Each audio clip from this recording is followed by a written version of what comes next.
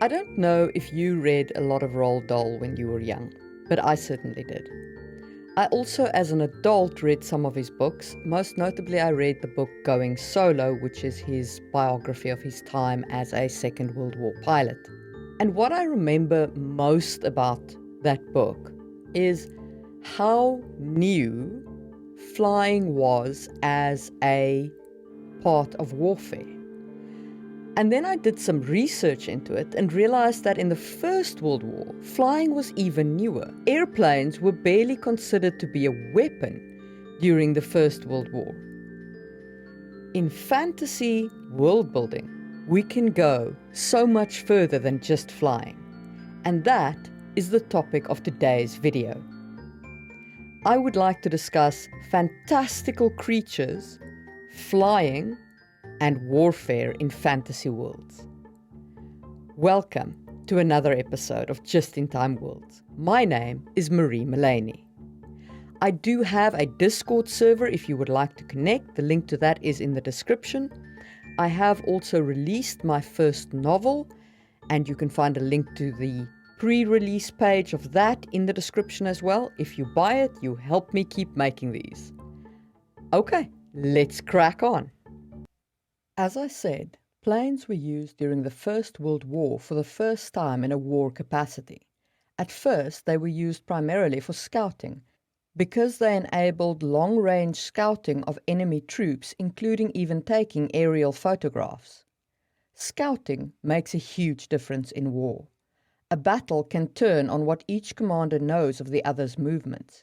So, if you have flyers in your army who are fast, small, and perhaps have some magical abilities that lets them hide in clear skies, you have a world of advantage that will make your enemy suffer enormously.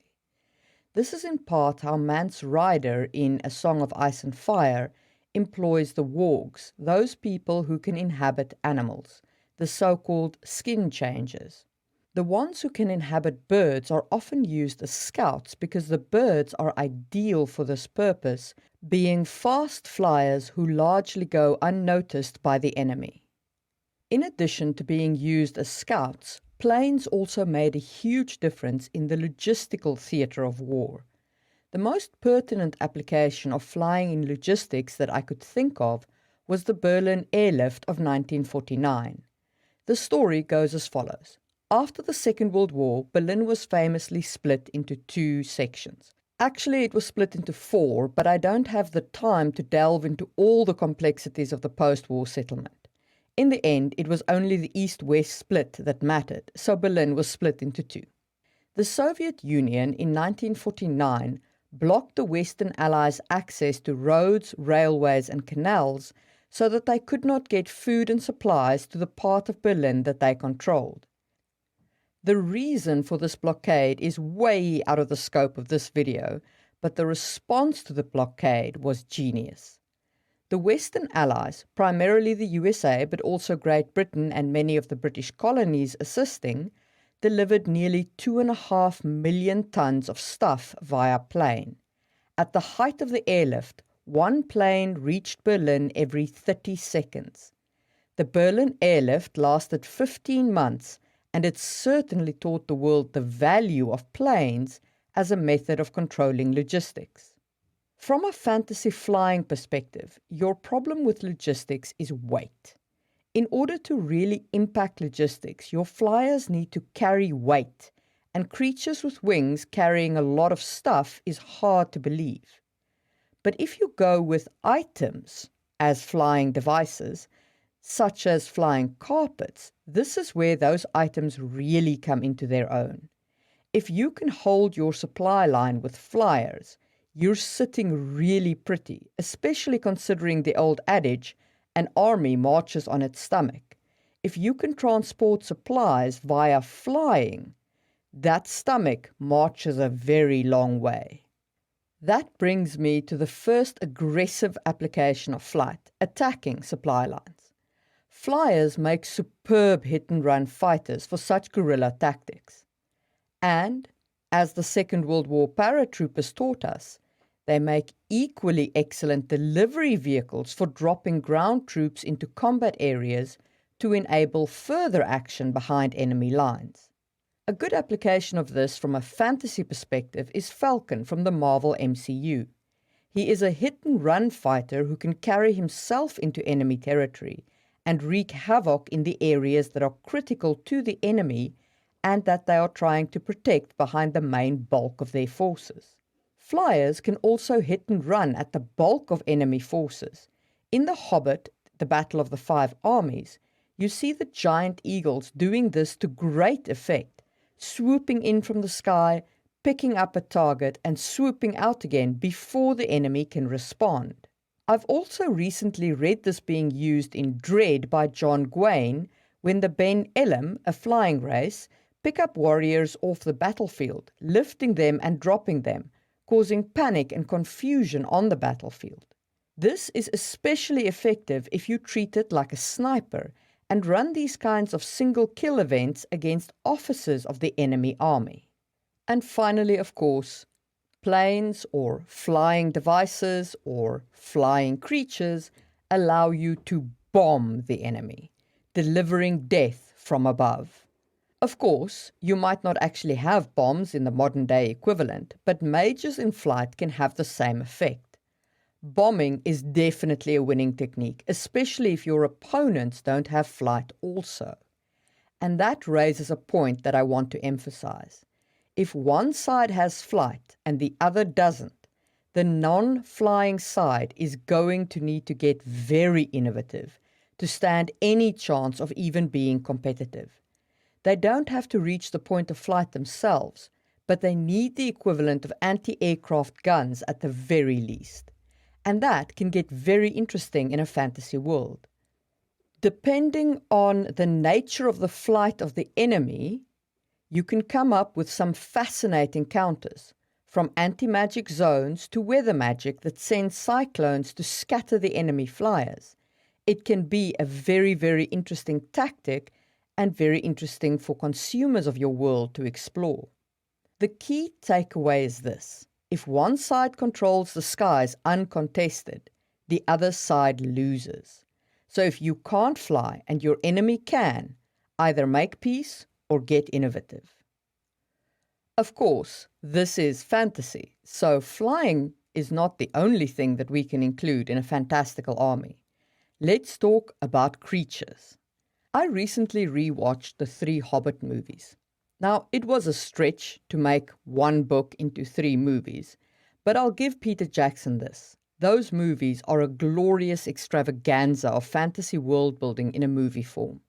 Especially in the last movie, in the Battle of the Five Armies, you get a very clear idea of the impact of fantasy creatures in armies. What I want to emphasize first is size. Size matters on the battlefield.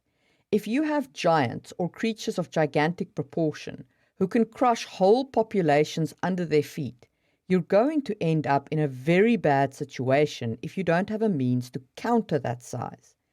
If you counter that size by having monsters of your own, you might end up in a situation where the 2 monsters are fighting each other and everyone else just gets crushed underfoot. So when you're creating your fantasy armies, be very aware of the size of the creatures involved, if you do include creatures, and how that impacts the armies and the theatre of war. And drawing on the world of Tolkien once more, let's talk about natural weapons like claws.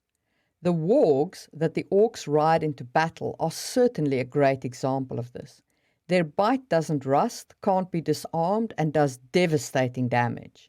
Now imagine if you made that bite venomous as well. A fantasy army that included some kind of snake creature that could poison the enemy as a natural weapon attack, like a spitting cobra derivative, would scare me rigid if I was the enemy commander. And speaking of scare me rigid, if one side includes all the scary stuff and the other side doesn't, the non-scary side is going to need innovation. As we discussed when we spoke about flying, if you don't have monsters and the other side does, you need some way to counter those monsters. Otherwise, the war is going to end very badly for you. So we've spoken about size, natural weaponry, and flight. But what about the other elements of non-human physiology? What if one of your races is really, really hard to kill? What if they regenerate? Or if they can heal themselves? What impact does that have on your battlefield? Because at this point, you have to kill a race multiple times. So again, what does your opposition side do?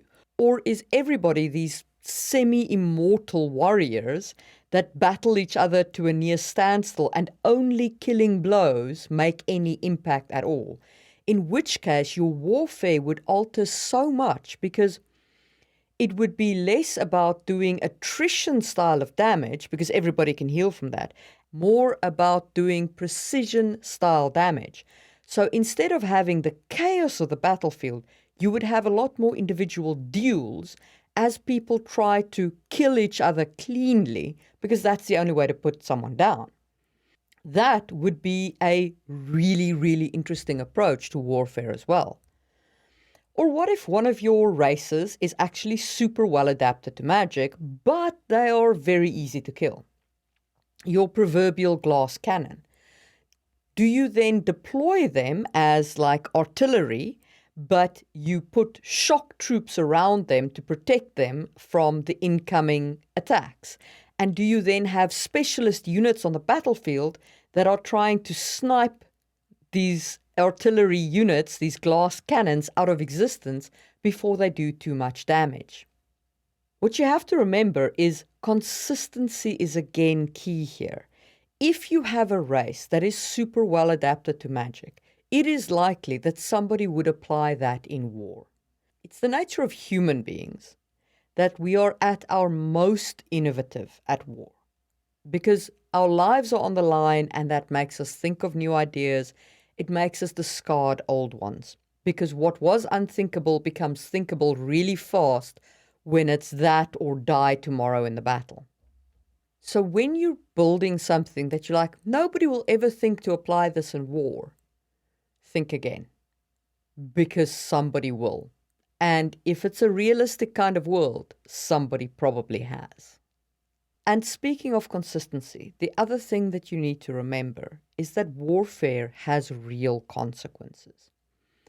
If in your world there is a race that is super well adapted to warfare, like they are the only race with magic, or they are the only race with flying abilities, it is entirely likely that they dominate the politics of your world, and that they are an imperialistic, expansionistic race that hold the rest of the world under their thumb, under the threat of war.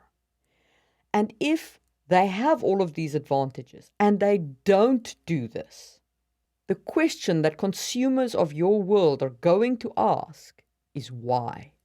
Why do these guys have all of the military advantages and they have not dominated every other country? And that is my take on fantastical armies and flying and its impact on warfare. I hope that you have enjoyed this episode of Just in Time Worlds. It is my currently last planned episode on warfare. If you think that there is something else about warfare that you would like me to cover, comment below, let me know. And otherwise, hit the thumbs up button, and I will see you soon for another episode of Just in Time Worlds.